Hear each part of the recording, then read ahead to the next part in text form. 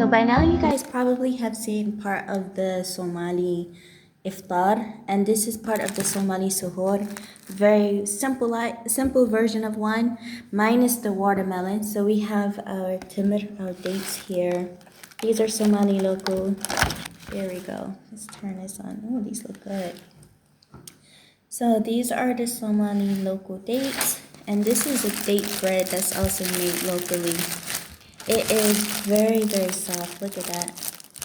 And basically, so it's basically like a round roll, which they stuff with dates and sometimes raisins, sometimes seeds inside. It's really, really delicious.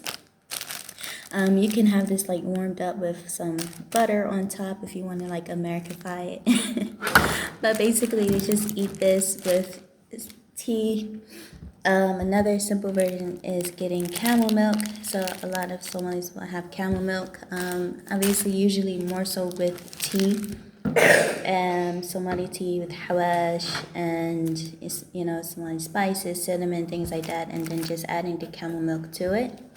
And then of course like a banana, or like I said, watermelon. But unfortunately I don't have any more watermelon, but we do have the bananas here, which is really delicious. And this is what I typically have for suhoor. So this is local Somali things, but of course Somali families will have alternate versions of this, like I said, with tea, mostly with the camel milk and tea, but I just like the ice cold camel milk.